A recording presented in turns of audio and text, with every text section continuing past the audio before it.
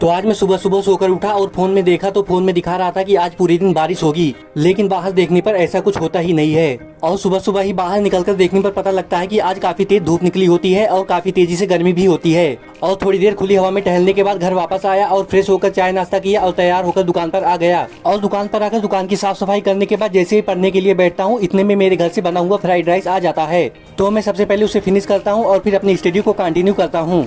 और क्योंकि आज मेरी स्टडी के शेड्यूल में कुछ ज्यादा एक्टिविटी नहीं होती, इसलिए मेरी स्टडी का शेड्यूल आज जल्दी खत्म हो जाता है। और मेरे पास आज सुबह ही खाली टाइम होता है, इसलिए मैं अपना ब्लॉग एडिट करके उसे सुबह ही अपलोड कर देता हूँ। और फिर दोपहर को ब्लॉग अपलोड करने के बाद खाना खाने के लिए घर आ जाता हूँ। खाना खाने के बाद दोपहर को काफी आलस आने लगती है, तो मैं अपने रूम में रेस्ट करने के लिए चला जाता हूँ। और फिर सोने के बाद जब उठता हूँ तो लगभग शाम के 4 बज गए होते हैं। और फिर शाम को लगभग सोने के बाद 4 बजे उठता हूँ। और फिर शाम को जब तैयार होकर दुकान पर आने वाला होता हूँ तो मुझे एक काम सौंप दिया जाता है, जिसमें मुझे चावल के गट्ठर को मार्केट में पहुँचाना होता है। और फिर थोड़ी देर बाद जैसे ही दुकान पर पहुँचता हूँ और देखता हूँ कि मेरे हाथ से मेरा ईयरबड्स छूट जाता है और नीचे फर्श पर गिर जाता है। ईयरबड्स को देखने पर पता लगता है कि उसमें एक क्रैक हो जाता है और दोबारा जुड़ता ही नहीं है। तो फिर मुझे फेविक्विक से उसे जोड़ना पड़ता है। Thank you for watching.